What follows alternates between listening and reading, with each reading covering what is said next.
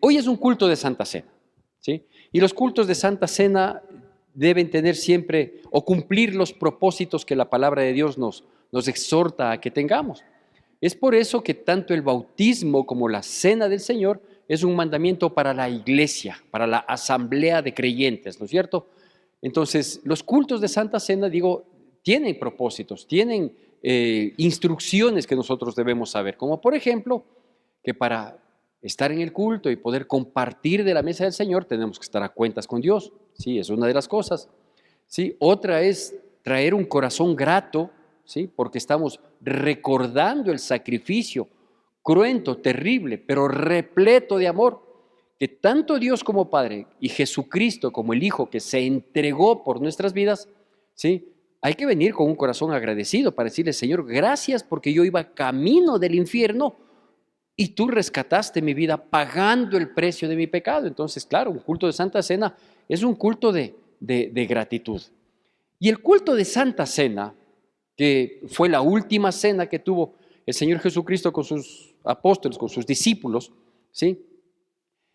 Nació y quedó instituido, ¿sí? Cuando se celebraba no un culto de Santa Cena, sino que se celebraba una fiesta, que era la fiesta de la Pascua, ¿sí? Los judíos en aquel entonces, y entiendo que hasta el día de hoy, los que no son cristianos, conmemoran la fiesta de la Pascua, que era la recordación de la salida de Egipto. Pascua significa paso, entonces fue el paso de la esclavitud hacia la libertad. Pero yo quiero destacar algunos detalles que tenía esa fiesta de los judíos y que la celebraban, entre otras cosas, con una cena, y ahí nace la cena del Señor, ¿sí? Es decir, si usted quiere decirle esa celebración o la celebración de la Santa Cena es la prolongación de esa fiesta, pensemos que sí. Pero esa fiesta tenía algunos aditamentos, algunos aspectos que es necesario saberlo, ¿sí? Y reconocerlo. Por ejemplo, la fiesta de la Pascua me refiero, ¿no? Esa fiesta de la Pascua duraba más o menos entre 7 y 8 días, ¿sí? Entre 7 y 8 días era toda una gran celebración que se hacía, ¿no? Había tanto las instrucciones bíblicas o las instrucciones de la ley de Moisés, como las que habían añadido luego los hombres, ¿no es cierto? Que se volvieron tradiciones y que se mantenían hasta ese entonces. Entonces, una gran fiesta de 7, 8 días. Cuando hablo de fiesta, eso quiere decir que era un regocijo, era una alegría, no era una recordación triste, melancólica, no, para nada. Era una fiesta, era una alegría, entonces se botaba la casa por la ventana, como se dice actualmente, ¿no? Porque lo que se había de ofrecer, que estaba establecido en la ley de Moisés, se ofrecía, pero lo mejor, ¿no? Entonces, esta fiesta que duraba tanto tiempo, también día a día, de estos 7, 8 días de duración de la fiesta, tenían todo un ritual, cada una de ellas, ¿no? Cada día. Y cada día, por ejemplo, se leía una parte del Éxodo, o sea, de la salida del pueblo de Dios de Egipto, de esa esclavitud, a la libertad que fue llevado por el desierto hasta llegar a la tierra prometida. Entonces se leía una parte y se añoraba, ¿sí? Entonces, qué sé yo, de pronto un día leían las 3 primeras plagas, cómo fueron castigados Faraón y todo Egipto para que conozcan el poder del Dios de los hebreos que había ido a rescatarles, ¿no? Entonces, todo esto iba acompañado, tanto la lectura como la recordación, con una añoranza, con una gratitud, con una celebración, y terminaban adorando a Dios por aquello que habían recibido sus generaciones pasadas. Y ellos decían, si hoy estamos aquí y estamos con vida y no fuimos exterminados, es por esto que Dios hizo y que lo habían leído. Entonces así día a día iban leyendo, iban recordando todo ese actuar sobrenatural de Dios para sacarle con brazo fuerte al pueblo. Digo, era parte, ¿no? Aparte de la comida, que también era un aspecto súper importante. ¿Por qué? Porque en el primer día de la fiesta ya se ofrecía aquel cordero que igualmente Moisés había había dado, de la orden que recibió de Dios, de que sea un cordero macho, sin mancha, de 1 año, de lo mejor del ganado, etcétera, etcétera. Entonces se sacrificaba el cordero. Cierto es que la parte gastronómica era muy buena, y refiriéndome al cordero, exquisita, deliciosa. Digo, refiriéndome al cordero, porque hay otra parte que ya le voy a comentar. Y si bien esa era una parte esencial, el comer el cordero, la verdadera intencionalidad estaba en saber lo que era ese cordero, ¿no es cierto? Ese cordero no era sino la anunciación de Cristo Jesús, que es el Cordero de Dios que quita el pecado del mundo, como lo identificó Juan el Bautista, y que con su sangre, la de aquel cordero, pintada en los dinteles, algunos todavía mantenían esa costumbre de que al cordero pascual que le sacrificaban, cogían su sangre, no comían la sangre porque es un impedimento bíblico comer la sangre, ¿sí? En esa época y hasta el día de hoy, de cualquier animalito, entonces cogían y todavía algunos pintaban los dinteles de sus puertas, haciendo recordación de lo que hizo Moisés en la última plaga o antes de que suceda la última plaga, ¿no? Entonces reconocían que el sacrificio de ese cordero les sacó de Egipto porque fue previo a la última plaga en vista del endurecimiento del corazón de Faraón. Es decir, era todo un rito, si bien es cierto, con simbologías, pero que estaban basadas en una realidad que se recordaba y se recordaba con mucha gratitud. Por lo general, los himnos y cánticos que también se hacían en esos días de fiesta eran himnos y cánticos de liberación, de victoria. No eran lamentos, no eran quejas, ¿sí? Más bien eran los salmos que hablaban de victoria, de que Dios nos ha sacado, nos liberó. Usted ve, hay salmos que relatan inclusive todo el camino cuando estaban oprimidos en Faraón y que se abrió el mar rojo y salieron y les sostuvo por el desierto, y etcétera, etcétera. Entonces, usted entenderá que era una fiesta. Era una gran fiesta, ¿no? Que estaba inmediatamente seguida de la fiesta de los panes sin levadura y que tiene relación exactamente con la salida del pueblo de Israel hacia la libertad, ¿no? ¿Por qué? Porque en aquella ocasión también se les dijo a los israelitas en el Éxodo que comieran panes sin levadura, ¿no? Y claro, por eso yo decía que lo exquisito de la comida, de la parte gastronómica de la fiesta, era el cordero. No así los panes sin levaduras. No así las hierbas amargas que también se les dijo que comieran en aquel entonces en el Éxodo. Pero se mantenía acá los panes sin levadura. Entonces todo esto era hermoso, era maravilloso. Pero cada cosa, digo, tenía una simbología, ¿no es cierto? La fiesta misma de la Pascua era recordar la salida de la esclavitud hacia la libertad y el cumplimiento de la segunda parte de la promesa que Dios había hecho a Israel. Usted sabe que la promesa que Dios le hizo a Abraham, le dijo: yo haré de ti una nación grande, ¿no? Y te bendeciré y serás de bendición, y quienes te bendijeren yo les bendeciré, y quienes te maldijeren yo, etcétera, etcétera, ¿no? Pero la primera parte de la promesa fue hacer una nación grande, multitudinaria, y la segunda parte fue: y te daré una tierra que fluye leche y miel. Entonces, habían cumplido la multiplicación del pueblo de Dios. En Egipto salieron millones de gente e iban a la segunda parte de la promesa. Todo esto se hacía en la fiesta.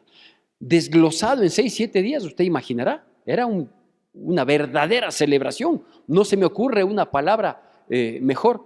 Y era una celebración santa, ¿sí? Era una celebración santa. Entonces tenía quizás la mística de la simbología, de la recordación, pero era una celebración santa. Es decir, no quien quiera podía participar de esa fiesta. Por ejemplo, los extranjeros, no, tenían que ser hebreos, judíos, ¿sí? Y ellos llevaban muy bien su genealogía, sus ancestros, su árbol genealógico, ¿no? ¿Por qué destaco yo estos aspectos? Porque todo esto se cumplió en aquella última cena, ¿sí? Con todos los días que le digo y con la fiesta de la levadura de o del pan sin levadura. Y todo eso sigue teniendo. Quizás nosotros no nos hemos percatado, quizás yo no lo he predicado, ¿sí? Quizás no lo había entendido, pero eso sigue siendo en la fiesta que nosotros debemos celebrar de la cena del Señor, con un aspecto que quiero destacarlo. Vamos, por favor, a Lucas capítulo 22. Todos los evangelios hablan de la cena y de la última cena, lo que terminó siendo la última cena. Pero vamos, por favor, a Lucas capítulo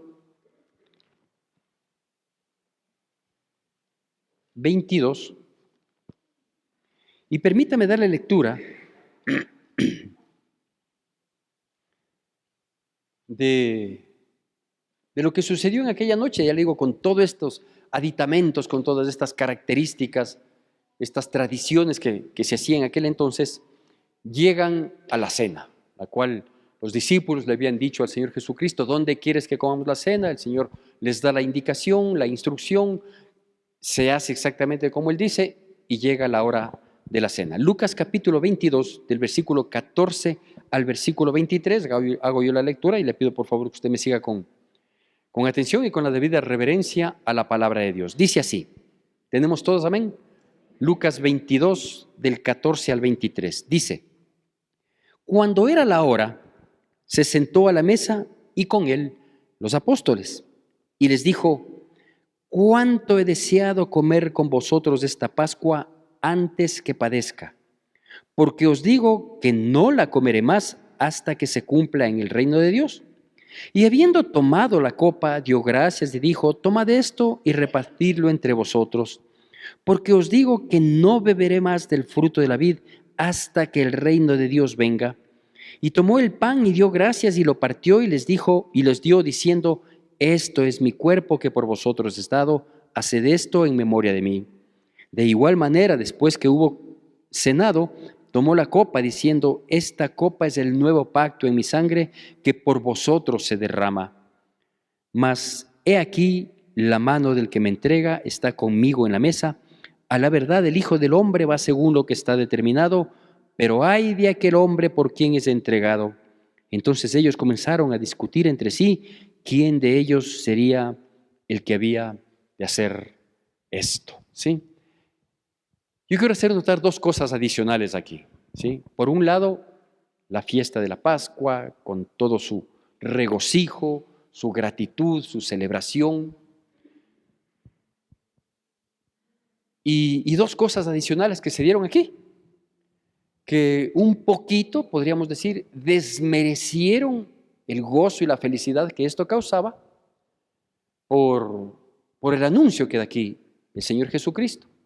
Pero antes de eso, el texto bíblico nos muestra que en aquella cena se habían reunido Jesucristo y sus apóstoles. Esto no era común, porque la cena de la Pascua era una cena familiar. Entonces tenían que reunirse las familias, considerando el tamaño del cordero y la capacidad alimenticia de cada uno, tal como lo había dicho Moisés, que si una sola familia no era suficiente para comer todo el cordero, entonces tenía que unirse con otra familia. Pero aquí no vemos que Jesucristo estuvo ni con su familia terrenal, por así llamarlo, ni los apóstoles estuvieron cada uno en su casa con su respectiva familia, sino que aquí nosotros vemos algo que es sumamente importante, que Jesús con sus apóstoles habían estado unidos como una familia. Eran un solo puño, eran más que una familia. Había un compromiso de por medio que se había adquirido desde que Jesucristo les llamó a cada uno de ellos y que en su trayecto, en su camino, en su proceso, pasaron a ser una familia, unidos férreamente, ¿sí? Con compromiso de mantenerse juntos en la propuesta que su maestro les había hecho.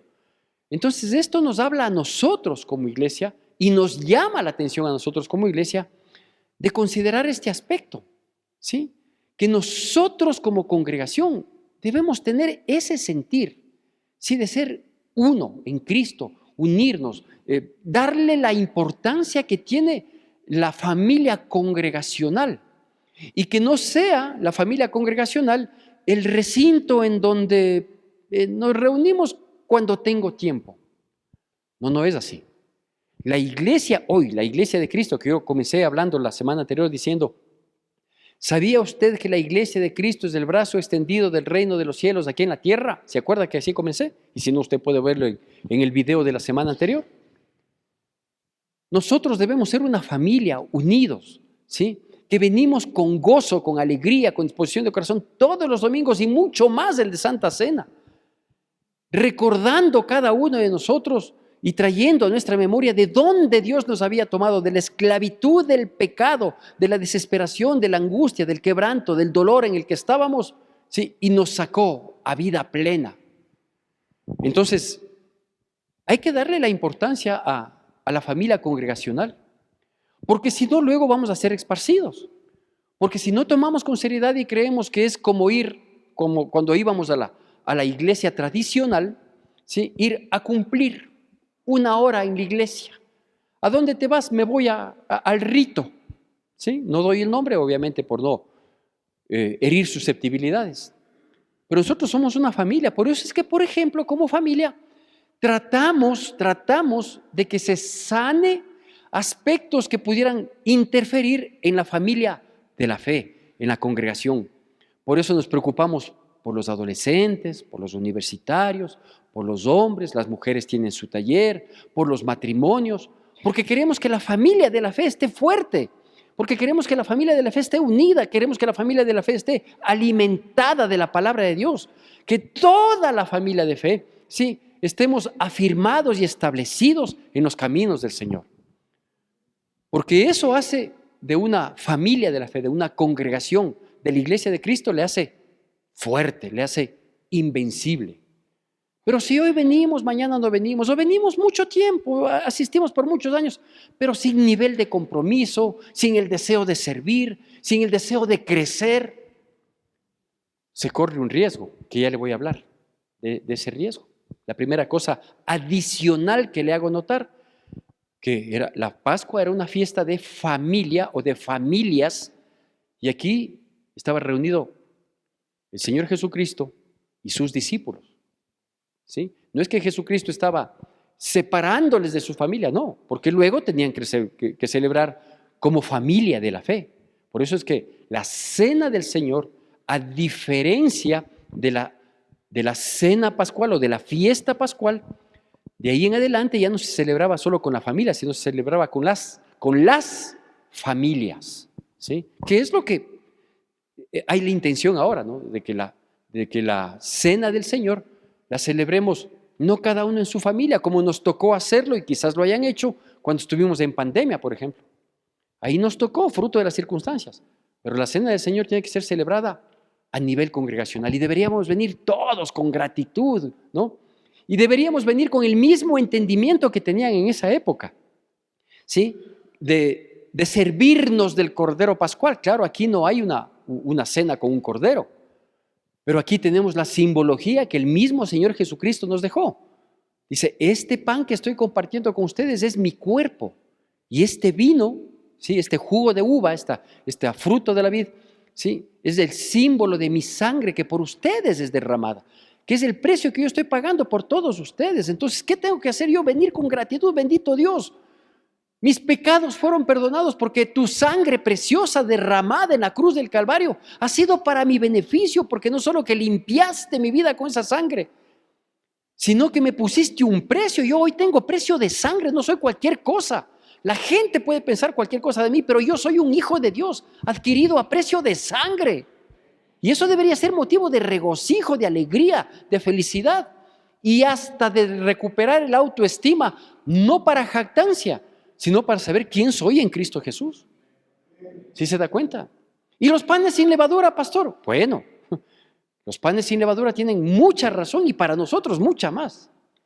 Porque ¿sabe por qué? Es que Jesucristo, o que Dios les dijo a ellos, ¿no? Que se sirvan panes sin levadura. Porque ellos no podían tardarse. La salida era tan deprisa que no podían esperar que el pan leude.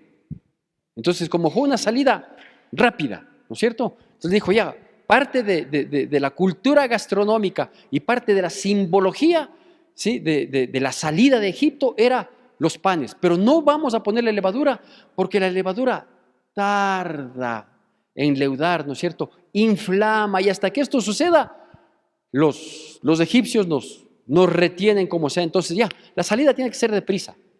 ¿Sabe cuál es el símbolo de la levadura en el Nuevo Testamento? El pecado. Por eso nos pide que nosotros tengamos cuidado con la levadura de los fariseos.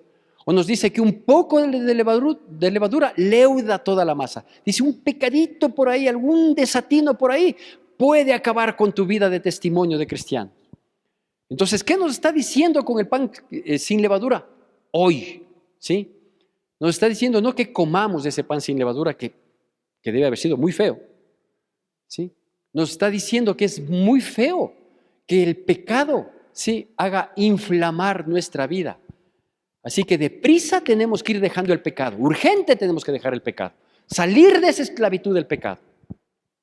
Esa es la simbología, que usted no lo sabía, ni yo, pero la entendí y la comparto para que tomemos en consideración.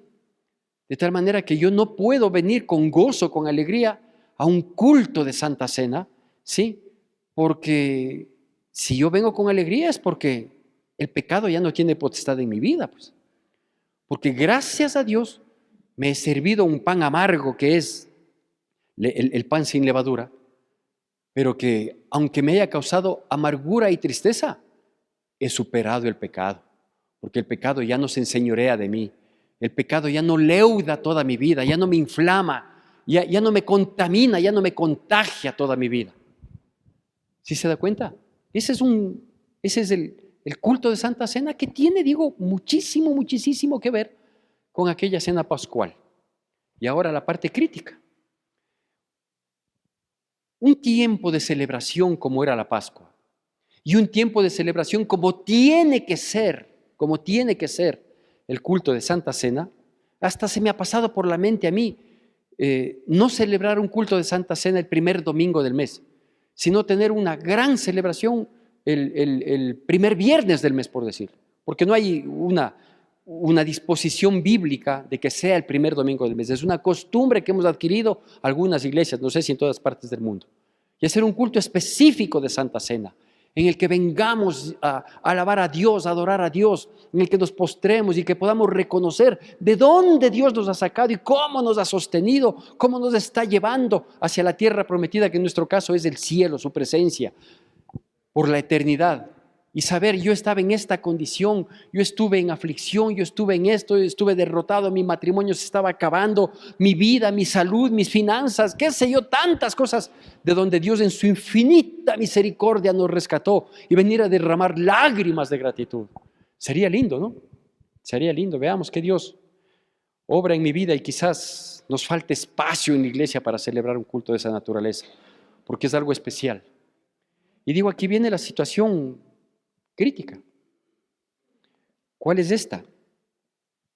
Que la fiesta, la celebración, el gozo que implicaba este tiempo se vio desmerecida y hasta cierto punto empañada por la noticia que se dio en esa cena.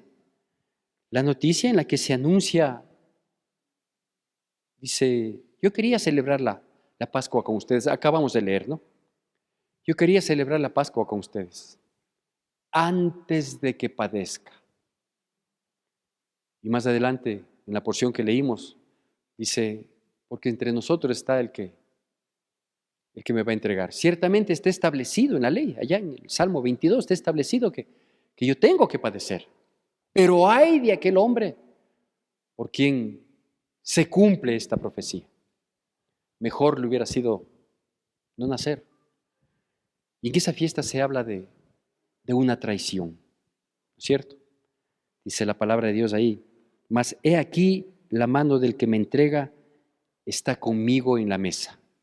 Claro, ahí la emoción, la gratitud, la celebración, el gozo que había, se vio totalmente opacado.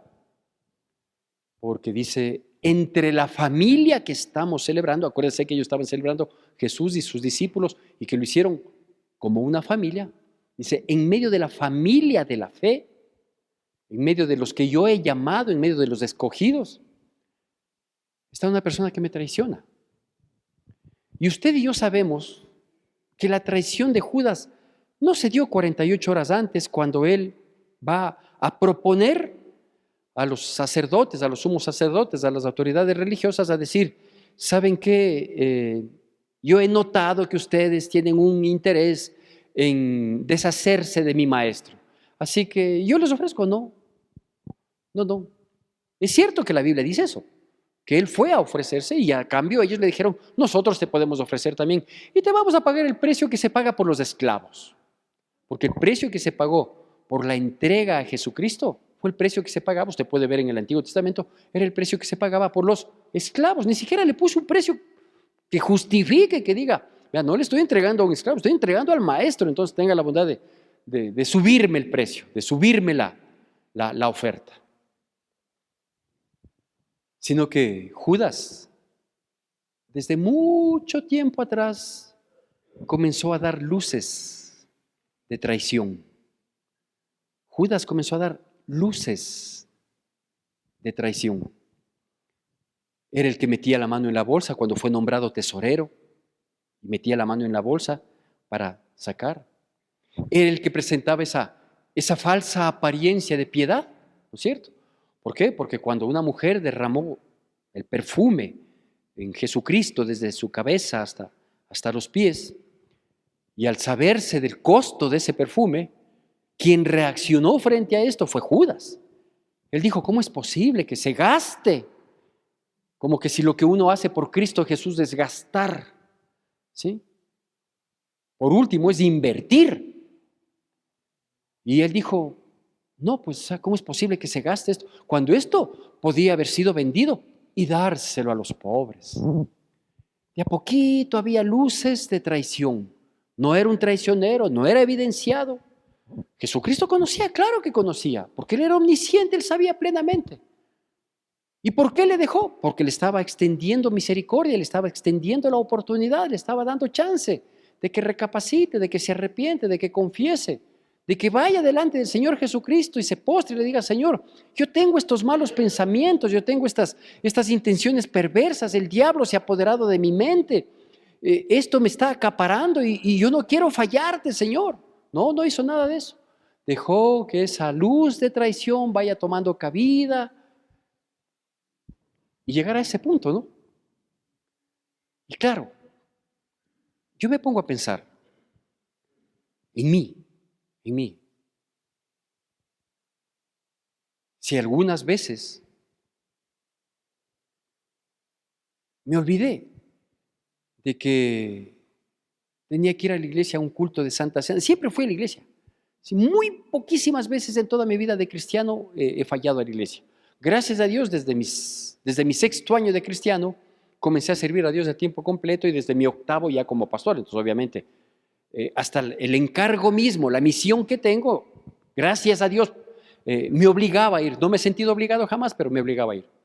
Pero recuerdo de aquellas épocas anteriores que también fui muy fiel a la iglesia, asistía a todo. Pero había veces que iba y decía, cierto que hoy es culto de Santa Cena. Y me olvidaba, ¿sí? Cierto que hoy es culto de Santa Cena. Cuando yo debía haber estado pendiente de que es un culto de Santa Cena y decir, bendito Dios, hoy voy a recordar el sacrificio por el que fui comprado, adquirido, por el que fui sacado de la corriente del mundo. Y gracias que voy con mi esposa, con mis niños en aquel entonces chiquitos, o con el único al principio, ¿no? Y me olvidaba. ¡Qué ingratitud! ¿Sí? Por ahí comenzaba el enfriamiento. Por ahí pudo haber comenzado el enfriamiento, que gracias a Dios, por la infinita misericordia de Dios, no se me dio. Pero por ahí podía haber comenzado, ¿no? Olvidar que es un culto de Santa Cena. O decir, no puedo ir porque hice un compromiso. ¿Por qué hace un compromiso el domingo cuando el domingo es el día del Señor? ¿Por qué se hace de compromisos el domingo cuando el domingo es el día del Señor? Algún rato, como enseñanza quizás, pueda mostrar a la iglesia ¿Por qué dejó de ser el sábado, el sabbat, el día en que se reunían todos los judíos? ¿Y por qué comenzó a ser el primer día de la semana para ellos, que para nosotros correspondería el domingo, el día de reunión? ¿Sí? La Biblia tiene vastas demostraciones y pruebas de que pasó a ser el día domingo el día del Señor, o el primer día de la semana, como lo llamaban ellos. Para nosotros, por la cultura occidental, es el último día de la semana.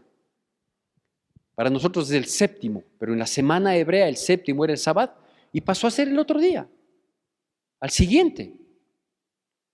Pero en ese día nadie se hacía de compromisos. En ese día que era el día del Señor, sí, nadie tenía nada que hacer, todo tenía que esperar. Tanto así que Moisés en el desierto dijo, el sexto día cojan doble porción del maná, para que el séptimo estemos dedicados completamente a Dios. Pero ahora no, ahora hay cosas más importantes. Y digo, por ahí puede comenzar un enfriamiento, puede ser una pequeña luz que uno no imagina, y luego terminamos traicionando a la fe, terminamos traicionando al Señor, terminamos traicionando al compromiso que deberíamos tener, mantener y afirmarlo, ¿no? Porque como todo en la vida entra en su deterioro. Yo converso normalmente, cuando estoy en la puerta, converso con algunas personas. Y ahora conversaba una más con una persona con la que casi siempre tenemos unos minutitos de conversación y que nos causa gracia. Y hoy justamente conversábamos, decíamos que hay que reconocer que el tiempo pasa y el cuerpo se deteriora, ya no está para lo mismo. Antes yo hacía tal cosa, ahora ya no lo hago de ese modo o ya no lo hago. Lo que no puede entrar en deterioro es nuestra relación con Dios, porque nuestra relación con Dios es espiritual y el espíritu no envejece ni se deteriora. El espíritu vivifica nuestras vidas. Pero si se da cuenta lo que sucede, y claro, ahora vemos puestos vacíos, cuando con el pasar del tiempo más bien deberíamos estar pensando en construir una iglesia más grande. ¿Por qué? Porque también hemos caído en ese deterioro, que digo, comienza un entibiamiento, luego un enfriamiento, para a lo mejor terminar en traición. Si usted revisa la vida de Judas, lo que la Biblia nos deja ver, más allá de lo que pudiéramos especular, pero si usted revisa, él fue llamado del mismo modo que fueron llamados el resto. Él compartió lo mismo que compartió con el resto. Él escuchó lo mismo que el resto escuchó. Sus ojos vieron lo mismo que vieron los ojos de los otros discípulos. Milagros, prodigios, señales, enseñanzas magistrales, maravillosas, increíbles. Él vio la persecución que tuvo su Señor Jesucristo por parte de los fariseos. Claro, igual que el resto, igualito, todos igualitos. Pero terminó traicionando. Y usted podrá pensar, decir, pero Pedro, que era tan efusivo, también terminó negándole, pero se arrepintió. Y Dios aceptó ese arrepentimiento. Judas, después de haberle vendido, también dice la Biblia que se arrepintió, pero al parecer Dios no aceptó ese arrepentimiento. Porque Pedro tuvo otra oportunidad. Cuando se presenta en la playa con el Señor y le dice, Pedro, ¿me amas? Pero no así con Judas. Porque Dios conoce cuando nuestro enfriamiento puede ir a parar, ¿sí?, en una traición, o cuando nuestro enfriamiento simplemente es una situación de descuido nuestro y que Dios sabe que en nuestro corazón profundamente le amamos. ¿Sabe? Para ir concluyendo y pasar a la mesa del Señor, ¿sabe qué pasó con los otros? Aquí dice la palabra de Dios en Lucas que todos comenzaron a preguntarse, ¿no?, a discutir entre uno de ellos, ¿quién será? ¿Quién fue? ¿Quién es el que tiene el atrevimiento de entregarle al Señor? En otro de los evangelios dice que uno a uno le fueron preguntando al Señor, ¿seré yo? ¿Seré yo? ¿Seré yo? En otro dice que cuando dio la señal Jesucristo, dice, aquel que moja su pan en mi plato, dice que cuando él se pegó el bocado, Judas, el bocado después de haber mojado en el plato del Señor, entró Satanás en él. Y si entró Satanás en él, su arrepentimiento posterior fue falso. Hay muchas cosas que uno debe entender y que la Biblia nos da muestra. Y que la Biblia nos enseña, nos nos lleva más allá de lo que el texto bíblico nos muestra, porque esta es una palabra inspirada por Dios, es el único libro con vida, que cuando uno le lee, entiende más de lo que uno pudiera imaginar, y no porque nosotros seamos inteligentes, sino porque este libro es un libro que tiene vida, es la palabra de Dios, es inspirada por el Dios Espíritu Santo. Y que si no la leemos, si no la miramos, si no la perseveramos, puede haber este enfriamiento, ¿no? Que comienza por algo, que a lo mejor estamos aquí después de habernos enfriado, pero con consecuencias que lamentar, porque un poquito de enfriamiento, ¿sí?, nos lleva a alejarnos un poquito de nuestra relación con Dios, que a veces se ve manifestada en la no presencia en la iglesia, pero a veces hay otro tipo de manifestaciones y llegamos a tomar decisiones equivocadas, etcétera, etcétera, que lamentamos. Claro, cuando el dolor de las consecuencias nos trae de nuevo a la iglesia, gloria a Dios, que nos vuelva pródigos. Y cuando el dolor de las consecuencias nos terminan alejando de Dios, que es otra opción. Así que yo me he permitido ponerle un nombre a esta prédica y le he llamado Renovando el compromiso con Dios. Porque no creo que haya oportunidad más propicia que un culto de Santa Cena para que nosotros renovemos nuestro compromiso con Dios. Y sepamos y recordemos y mantengamos vigente en nuestra mente, en nuestro corazón, que no estamos aquí gratis, que no estamos aquí porque la iglesia nos quedaba en el camino, no.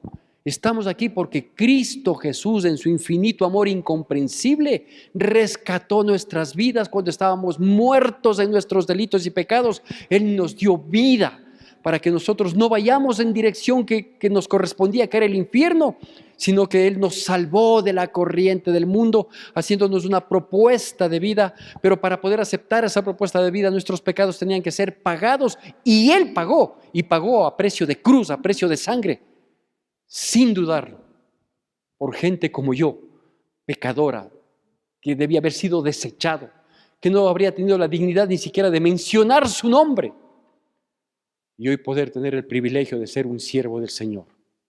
Es por Él, todo por Él, no hay mérito, no hay nada en nosotros. Y estamos aquí. Tengamos cuidado que no vaya a ser que una pequeña luz de enfriamiento nos aleje, nos aparte, y Dios tenga misericordia, nos lleve a terminar traicionando. Jamás eso sucedería, pastor. Cuando traicionamos sus principios, sus valores y sus mandamientos, le estamos traicionando a Él. Yo le invito para que usted se ponga de pie mientras nuestros hermanos encargados de compartir en la mesa del Señor se acercan hasta acá. Hacer una oración previa a servirnos del pan y de la mesa, precisamente renovando el compromiso con Dios. Que la gracia de nuestro Señor Jesucristo, el amor de Dios nuestro Padre, la comunión y consolación de su Santo Espíritu sea con todos y cada uno de nosotros, y el pueblo de Dios, que es el pueblo más feliz sobre la faz de la tierra, dice: Amén.